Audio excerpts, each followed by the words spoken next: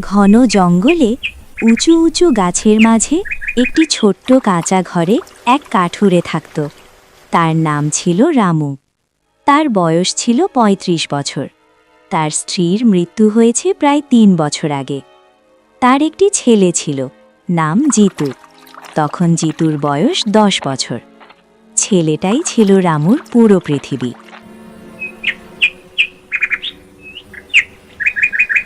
একদিন সকালে রামু কাশি দিতে দিতে ঘুম থেকে ওঠে। বাবা, আপনার আবার কাশি হচ্ছে। আপনি তো রোজই এমন কষ্ট পান। চলুন না, আজ আমি জঙ্গল থেকে কাঠ নিয়ে আসি। আপনি একটু বিশ্রাম নিন। না রে, তুই এখনো ছোট বাবা। জঙ্গলের রাস্তা সহজ নয়। কাঁটা আছে, ঢাল আছে, আবার বন্যজন্তুর ভয়ও থাকে। আমি পারবো, তুই বাড়িতেই থাক। বাবা, আমি ছোট ঠিকই, কিন্তু আপনার সঙ্গে থাকলে সব শিখে নেব। আর যখন আপনি একা একা বড় জঙ্গলে যান, তখন আমারও খুব চিন্তা হয়। বড় তো আমিও আপনার সঙ্গেই হব, তাই না বাবা? আজ আমাকে যেতে দিন, আমি সামলে নেব। আচ্ছা আচ্ছা, তুই তো দেখছিস বেশ বড় হয়ে গেছিস। চল তবে, আজ আমার সঙ্গেই চল। কিন্তু খেয়াল রাখবি বাবা, সব সময় আমার পেছন পেছন চলবি। আর কোনো ঝুঁকিপূর্ণ জিনিস দেখলে আমার আগে হাত দেবি না। ঠিক আছে বাবা, আজ আমি পুরো সাবধান থাকব। শুধু আপনি একটু ধীরে চলবেন।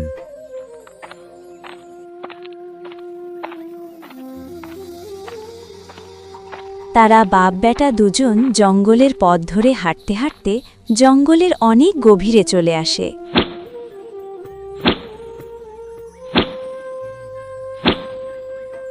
বাবা, মা কেমন ছিল? খুব শান্ত ছিল, তোর মতোই। যদি বেঁচে থাকতো আজ খুব খুশি হতো।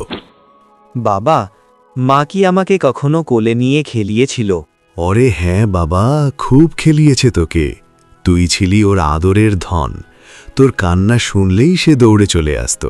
বাবা, মায়ের হাসি কেমন ছিল? এমন ছিল যে শুনলেই দিনের সব ক্লান্তি দূর হয়ে যেত। পুরো ঘর আলোয় ভরে উঠত তার হাসিতে। দিন শেষে বিকেলে তারা লাকড়ির গাঁটটি নিয়ে বাড়িতে ফিরে যায়।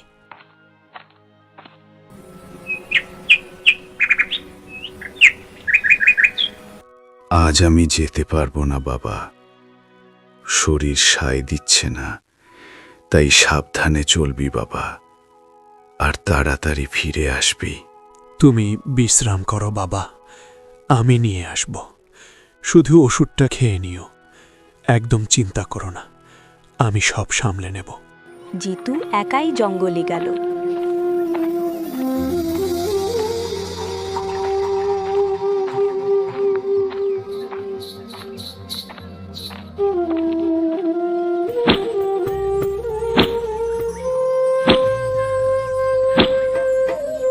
কাঠ কাটতে কাটতে হঠাৎ কিছু আওয়াজ তার কানে এলো। ঘোড়ার টকবক শব্দ, সৈন্যদের হাঁক ডাক। সে লুকিয়ে দেখতে লাগল। রাজ্যের রাজা বীরেন্দ্র সিং এসেছেন, আর তার সঙ্গে এসেছেন তার ছোট মেয়ে রাজকুমারী কুমুদ। তার বয়স তখন ১৩ বছর। রাজকুমারী ফুল তুলছিল। পিতাজি, এই জঙ্গলে কত সুন্দর গন্ধ! মনে হচ্ছে বাতাসও যেন ফুলের সুগন্ধে ভরে গেছে। হ্যাঁ কুমুদ, মা, এটাই আমাদের রাজ্যের সবচেয়ে পবিত্র জঙ্গল। এখানকার মাটি আর বাতাস দুটোর মধ্যেই এক আলাদা সুগন্ধ লুকিয়ে আছে। জিতু জীবনে প্রথমবার রাজকুমারীকে দেখছিল। সে একদম স্তব্ধ হয়ে গেল, যেন সময় থেমে গেছে। হঠাৎ রাজকুমারী জিতুকে দেখে ফেলল। রাজা সামনে এগিয়ে গেলেন, কিন্তু রাজকুমারী একটু পিছিয়ে পড়েছিলেন। তিনি একা একা পাতার সঙ্গে খেলছিলেন। জিতুকে দেখে রাজকুমারী একটু ভয় পেয়ে বলল, তুমি কে? আর হঠাৎ সামনে এসে পড়লে কিভাবে? তোমাকে দেখে আমি একটু ঘাবড়ে গেছি। আপনি কি হারিয়ে গেছেন? মানে, আপনার কি পথ ভুল হয়েছে? চাইলে আমি আপনাকে সাহায্য করতে পারি। আমি জিতু, এক কাঠুরের ছেলে। এই আশপাশেই থাকি। আপনার আওয়াজ শুনে এসেছি, ভাবলাম কোনো অসুবিধায় পড়েছেন কিনা। তুমি ভয় পাচ্ছ কেন? আমি কি তোমাকে খেয়ে ফেলবো নাকি? এত ঘাবড়ে যাওয়ার কি আছে? আমি তো শুধু কথা বলছি। আমি আপনাকে প্রথমবার দেখেছি আর এত কাছ থেকে দেখে একটু ঘাবড়ে গেছি, কিন্তু সত্যি বলতে খুব ভালো লেগেছে। সত্যি কথা বলতে কি, প্রতিদিনই তো মানুষের সঙ্গে দেখা হয়, কিন্তু তুমি যেভাবে তাকালে সেই দৃষ্টি আমাকে একটু আলাদা অনুভূতি দিল। আলাদা মানে ভালো না খারাপ? কারণ আমি তো ভয় পেয়েছিলাম যদি আমার জন্য আপনি রেগে যান। না, একদমই না, ভালোই লেগেছে। কেউ এই প্রথমবার আমাকে এত সৎ মন থেকে দেখল। তো তাহলে আমি চেষ্টা করব যখনই আপনার সঙ্গে দেখা হবে যেন আপনাকে এমনই ভালো লাগে। তাহলে দেখা হতে থাকবে। তোমারও যদি ভালো লাগে আমি আবার কথা বলতে আসতে পারি। আপনি যদি রাজি থাকেন, আমি তো প্রতিবারই খুব খুশি হয়ে আপনার সঙ্গে দেখা করব। শুধু একটা ইশারা দিলেই হলো। নিশ্চয়ই, আমিও চাই আমরা আবার কথা বলি। আর যদি কখনো পথ হারিয়ে ফেলো বা ভয় লাগে, আমি কাছেই থাকি, ডাক দিও, আমি চলে আসব। কথা বলতে বলতে জিতু রাজকন্যাকে রাজমহলের সামনে দিয়ে আসলো।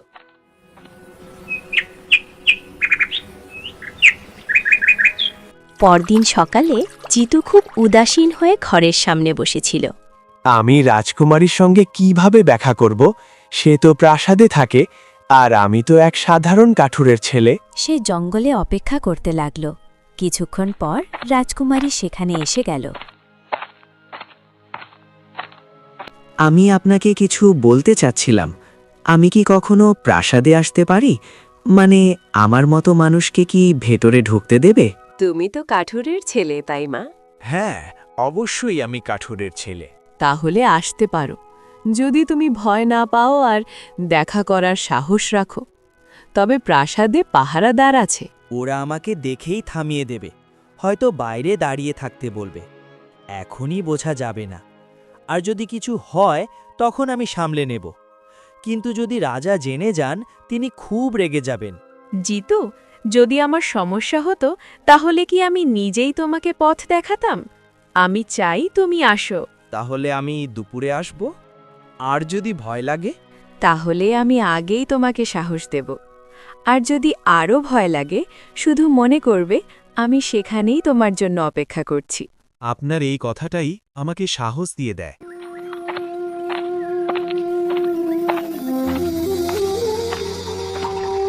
এরপর তারা দুজনে লুকিয়ে লুকিয়ে প্রতিদিন দেখা করতে লাগল। তাদের বন্ধুত্ব কখন যে প্রেমে বদলে গেল তারা নিজেরাই বুঝতে পারেনি। সেই জঙ্গলেরই এক অন্ধকার অংশে থাকত জাদুকরী তৃষ্ণা। তার বয়স ছিল 100 বছরেরও বেশি। কালো পোশাক, ঝোপঝাড়ের মতো চুল, চকচকে চোখে সে দূর থেকে সব দেখছিল। ও, রাজকুমারী আর কাঠুরের ছেলের মধ্যে পবিত্র প্রেম জন্ম নিচ্ছে। এটা আমি একদমই মেনে নিতে পারি না। ওর রক্তে যে শক্তি লুকিয়ে আছে সেটা আমার চাই, আর এই প্রেম ভাঙতেই হবে। কিছুক্ষণ পর দুপুর হল। জিতু প্রথমবার প্রাসাদে পৌঁছাল। পিছনের দরজা দিয়ে ধীরে ধীরে ভেতরে ঢুকে পড়ল। রাজকুমারী তার অপেক্ষায় ছিল। তুমি এসে গেছো? ভয় লাগেনি তো? প্রাসাদে প্রথমবার এলে সবাই একটু ঘাবড়ে যায়। হ্যাঁ, একটু ভয় তো লেগেছিল, কিন্তু আপনি ছিলেন বলেই সাহস পেয়েছি। নইলে হয়তো দরজার কাছ থেকেই ফিরে যেতাম। চলো, আমি তোমাকে আমার ঘর দেখাই। ভেতরে এলে তোমার আরও ভালো লাগবে। আচ্ছা, ঠিক আছে, তাহলে আমি পুরোপুরি আপনার উপর ভরসা করেই চলছি। দুজনে প্রাসাদে হাসতে হাসতে ঘুরে বেড়াল। জিতু জীবনে প্রথমবার এত বড় প্রাসাদ দেখল। রাজা যদি দেখে ফেলেন, কে জানে কি ভাববেন। আমার তো ভয় হয় তিনি যেন আমাকে বাইরে বের করে না দেন। আমার বাবা ভালো মানুষ, কিন্তু হঠাৎ এখনই দেখা হলে ভালো হবে না। হঠাৎ দেখলে তিনি চমকে যাবেন, তাই এখন একটু সাবধানে থাকো। একদিন জঙ্গলে এক বৃদ্ধ সাধু এলেন। তার বয়স প্রায় 70 বছর। রাজকুমারী তার পায়ে প্রণাম করল। আয়ুষ্মতী কন্যা, তোমার ভাগ্যে দুটি পথ আছে, আর দুটো পথই এমন যা তোমার পুরো জীবন বদলে দিতে পারে। কি পদ বাবা? দয়া করে পরিষ্কার করে বলুন, আমি বুঝতে চাই আপনি কি বলতে চান। প্রথম পথ সুখের, যেখানে আছে ঐশ্বর্য, আরাম, বৈভব আর শক্তি। দ্বিতীয় পথ কঠিন, যেখানে লুকিয়ে আছে সংগ্রাম, যন্ত্রণা আর বিপদ। কিন্তু সেটাই সত্যিকারের প্রেমের পথ। বাবা, আমাকে কোনটা বেছে নিতে হবে? এই সিদ্ধান্ত কি এখনই নিতে হবে, নাকি সময় এলে নিজেই বুঝে যাব? যেদিন তোমার প্রেমের পরীক্ষা হবে, সেদিনই তুমি বুঝে যাবে কোন পথটা তোমাকে বেছে নিতে হবে। সাধুর কথা শুনে কুমুদ চুপ করে গেল। জিতুও চিন্তিত হয়ে পড়ল। বছর কেটে গেল। কুমুদ এখন 17 বছরের, জিতু 19। তারা প্রতিদিন জঙ্গলে দেখা করত। জিতু, তুমি বদলে গেছো। এখন তো একেবারে বীরের মতো লাগছো। আগে যেমন টলমল করে হাঁটতে, এখন পায়ের পদক্ষেপও শক্ত হয়ে গেছে। তোমাকে দেখে মনে হয় যেন কোনো যুদ্ধের জন্য প্রস্তুত। তুমিও তো রানীর মতো লাগছো, কিন্তু ভয় লাগে রাজা যদি সব জেনে যান, রাগের মাথায় কিছু করেই ফেলতে পারেন। আমি শুধু এই ভেবে ঘাবড়ে যাই যেন তোমার কোনো কষ্ট না হয়। আমি সব সামলে নেব, তুমি অকারণে ভয় পাও। আমি যদি তোমার পাশে দাঁড়াই, তাহলে বাকি সব কিছুর চিন্তা করো না। যাই হোক, আমরা দুজনে মিলে সামলে নিব। একদিন জাদুকরি পাতার সাহায্যে জাদু করল এবং নিজে নিজে বলতে লাগলো, কাঠুরের ছেলে, তোকে ধরতেই হবে। তোর ভেতর সেই শক্তি আছে যেটা আমি বছরের পর বছর ধরে খুঁজে বেড়াচ্ছি। তুই নিজে বুঝিস না, কিন্তু তোর ভেতরের আগুন আমার জাদুকে উন্নত করতে পারে। এত বছর ধরে তোকে খুঁজেছি, আর এখন যখন তুই আমার সামনে, তখন কোনোভাবেই তোকে হাতছাড়া করব না।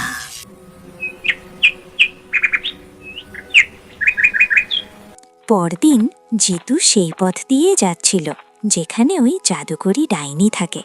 কোথায় যাচ্ছিস প্রিয় ছেলে? এত লুকিয়ে চললে কি হবে? তোর চাল চলন তো আমি দূর থেকেই চিনে ফেলি। সে মন্ত্র পড়তে শুরু করল। বাতাস হঠাৎ তীব্র হয়ে উঠল, পাতা উড়তে লাগল। জিতু চিৎকার করে উঠল, কুমুদ, কুমুদ, বাঁচাও, আমাকে বাঁচাও! কিন্তু ওই জাদুকরি ডাইনি তাকে নিয়ে গুহার ভিতরে বন্দি করে রাখে। রাজকুমারী জঙ্গলে পৌঁছাল, কিন্তু জিতুর কোনো খোঁজ নেই। সে দৌড়াতে দৌড়াতে সাধুর কাছে গেল।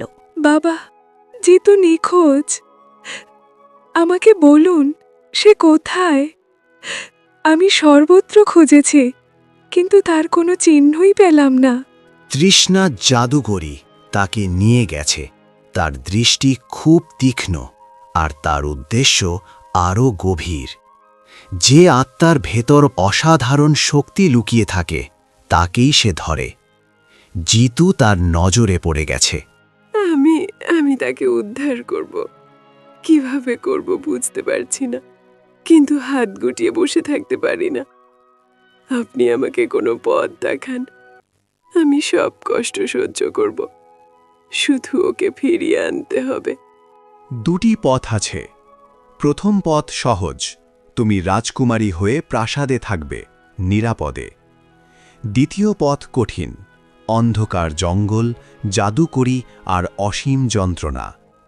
কিন্তু সেই কঠিন পথেই প্রেম পাওয়া যাবে, আর সেখানেই জিতুর কাছে পৌঁছনোর পথ খুলে যাবে। আমি দ্বিতীয় পথেই বেছে নিচ্ছি। যতই ঝুঁকি থাকুক, যতই অন্ধকার আসুক, তার জন্যে আমি সব কিছু সহ্য করতে প্রস্তুত।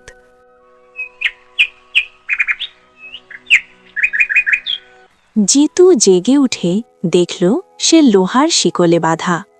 আমাকে ছেড়ে দাও! কেন এই শিকলে বেঁধেছ? আমি তোমাকে চিনি না। আমি তোমার কোনো ক্ষতিও করিনি। আমাকে বন্দি করে রাখার কোনো অধিকার তোমার নেই। তোর রক্তে এক প্রাচীন শক্তি বইছে। তোর বাবা এক সময় বনবংশের রক্ষক ছিলেন। সেই শক্তিটাই আমার চাই, জিতু। তুই অস্বীকার করিস বা না করিস, তোর ভেতরেই সেই শক্তি প্রবাহিত হচ্ছে, যেটা আমি শতাব্দীর পর শতাব্দী ধরে খুঁজে বেরিয়েছি। আর এখন তোকে আমি এভাবে ছেড়ে দেব না। আমি কিছুই জানি না। তুমি যতই বলো আমার বাবার শক্তি, বংশ বা জাদু সম্পর্কে, আমি কিছুই জানি না। আমি শুধু স্বাধীনতা চাই, শুধু সেটুকুই।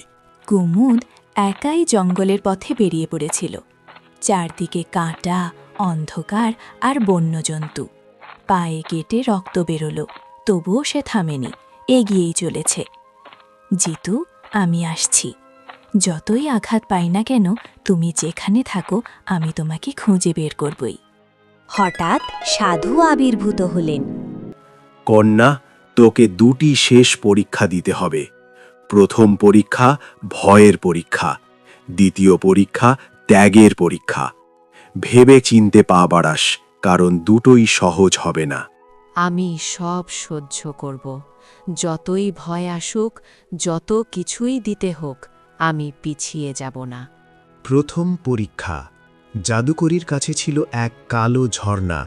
তাতে যা দেখো সেটাই ভয়ে রূপ নিয়ে আক্রমণ করে। কুমুদ তাতে তাকালো। সে দেখল জিতু মারা যাচ্ছে, রাজা তাকে আটকাচ্ছেন। এটা মিথ্যা, আমি হার মানব না। তারপর এখানে তার ভয় কেটে গেল। সে আবারও হাঁটতে শুরু করলো। হাঁটতে হাঁটতে সে একটি জঙ্গলের গুহার সামনে চলে আসলো। সেই গুহার দরজায় লেখা ছিল, যাকে তুমি ভালোবাসো তাকে বাঁচাতে হলে নিজের রক্ত বিসর্জন কর। সে একটি ছুরি হাতে নিয়ে তার হাত কেটে রক্ত বের করে নেয়। সাথে সাথে গুহার মুখটি খুলে যায়। তারপর সে গুহার ভেতরে প্রবেশ করে। জিতুকে ছেড়ে দাও তৃষ্ণা, আমি হাত জোড় করে অনুরোধ করছি। শুধু ওকে মুক্ত করে দাও, ওর উপর আর একটু অত্যাচার করো না। রাজকুমারী, তুমি এখানে পর্যন্ত এসে গেছো, রক্ত ঝরিয়েছ, ব্যথাও পেয়েছ, কিন্তু বলো তো, তুমি আমাকে কি দিতে পারো? এমন কি আছে তোমার কাছে যার দাম জিতুর প্রাণ? আমি নিজের প্রাণও দিতে পারি তৃষ্ণা, সত্যি বলছি। যদি আমার শ্বাস থেমে গিয়ে জিতুর একটি শ্বাসও বাঁচে, তবে আমি বিনা দ্বিধায় আমার সব কিছু তোমার হাতে তুলে দেব। ভালো, তবে আজ ত্যাগের রাত রাজকুমারী। দেখি কার ভালোবাসা বেশি শক্তিশালী, আমার জাদু না তোমার সাহস। না কুমুদ, তুমি এখান থেকে চলে যাও। আমি চাই না আমার কারণে তুমি কষ্ট পাও। দয়া করে ফিরে যাও কুমুদ, ফিরে যাও। আমি যাব না জিতু, তোমাকে একা রেখে এক পাও পিছিয়ে যাব না, তৃষ্ণা যাই করুক। জাদুকরী মন্ত্র পড়তে শুরু করল। ঠিক তখনই চারদিকে তীব্র আলো ছড়িয়ে পড়ল। সাধু ভেতরে প্রবেশ করলেন। কৃষ্ণা, আজ তোর শেষ। বহুদিন ধরে তোর কালো শক্তি আমি সহ্য করেছি। আজ তোর সব ছল কপটের হিসাব এখানেই, এই মুহূর্তেই হবে। তুই যতই মন্ত্র পড়িস, আজ তোর দুষ্টতা এক কদমও এগোতে পারবে না। তারপর সাধু তার শক্তি ব্যবহার করে ডাইনিকে একটি পাথর বানিয়ে ফেলে এবং তাদের মুক্ত করে নেয়। সব কিছু রাজা জেনে ফেললেন। তিনি রাগে গর্জে উঠলেন।